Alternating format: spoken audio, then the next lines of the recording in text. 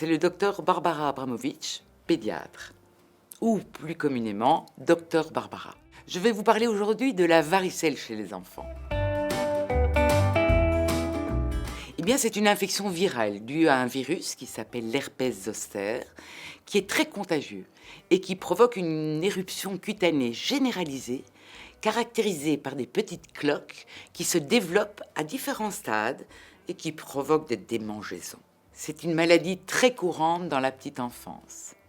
La varicelle est extrêmement contagieuse, notamment par des gouttelettes en suspension dans l'air, lors de la toux par exemple, par la salive ou par contact direct avec une personne et même une surface contaminée. L'enfant atteint est contagieux 2 jours avant l'apparition de l'éruption et jusqu'à la phase de croûte, quand toutes les lésions seront devenues des petites croûtes.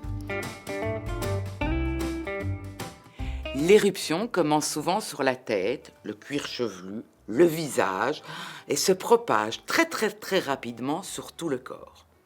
L'éruption provoque l'apparition de petits boutons roses plats qui se transforment rapidement en petites cloques remplies de liquide. Certains enfants n'ont que quelques cloques, mais d'autres peuvent en avoir jusqu'à 500. Au bout de 4-5 jours, les cloques s'ouvrent, sèchent et provoquent des petites croûtes.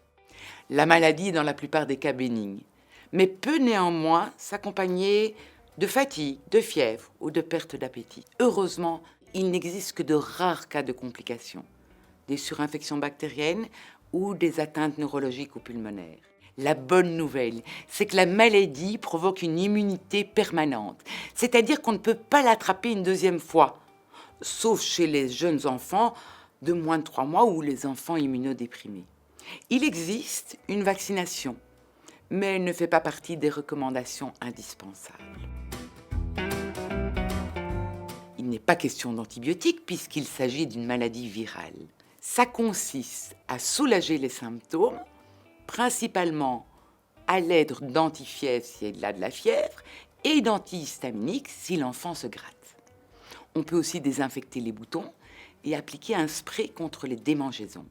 En cas de surinfection bactérienne d'une lésion, on appliquera une crème antibiotique localement. Bien entendu, il faut éviter les bains prolongés et privilégier les douches très courtes. Votre enfant n'est jamais très sale. Faites-lui porter des vêtements en coton doux, légers et longs. Coupez ses petits ongles pour éviter qu'il se blesse ou s'infecte en se grattant. Et vous pouvez aussi recouvrir ses petites mains avec des chaussettes, par exemple. Cela l'amusera beaucoup. Si malgré tout il y a des cicatrices, ne vous inquiétez pas. Elles peuvent mettre jusqu'à 1 an à disparaître. Veuillez appliquer une crème cicatrisante quotidiennement et bien protéger les petites cicatrices du soleil. Voilà. Donc pas de stress les parents. Même si c'est une maladie impressionnante, votre petit chou redeviendra tout beau très rapidement. À tout bientôt pour une prochaine vidéo.